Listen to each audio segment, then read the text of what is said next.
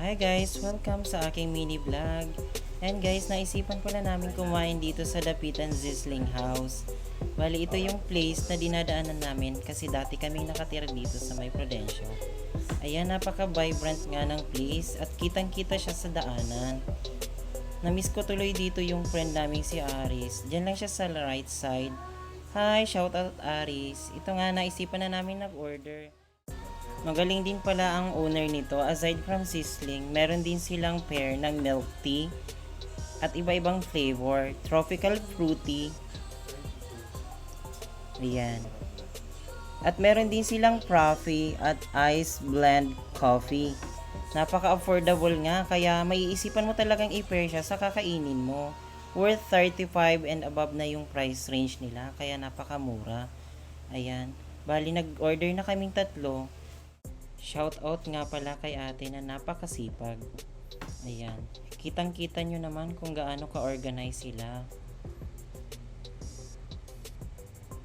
At ayun, habang inaantay namin, ayan, nakuhaan ko pala yung picture ng menu nila. Meron din silang ino-offer na steak and sizzling, silog meals, short order at a la carte at marami pang iba. Meron din nga pala silang soup. At napaka-affordable din ng mga price range nila. At ayan, napakapag-serve na nga si ate. At yun nga, ramdam na ramdam ko naman na masayang masaya naman si B. Kasama ko nga pala si MJ. Since day off niya ngayon, kasama siya sa amin. Yan yung sa akin, lechong kawali. Yan. Tuwang-tuwa na naman si ako. Hoping to have this kind of business soon. Siyempre, nag-aaral na din tayo magluto, kaya possible naman yun. Ayan, sa plating pa lang, takaw na talaga ako. Pero hindi ko maiwasang matawa sa naging order ni MJ, pati nga rin siya natatawa. Kasi napakalaki talaga ng jotdog. Ayan, nakikita nyo naman guys. Ewan, favorite niya daw yan. Deserve!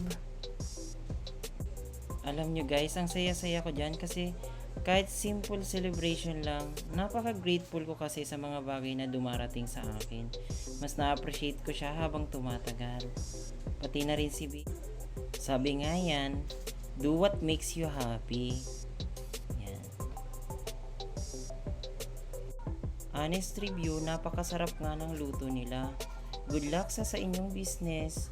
Sana dumami pa ang customer ninyo. Ayan, enjoy na enjoy nga si B.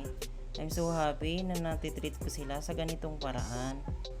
Mura na, sulit pa. Ayan nga.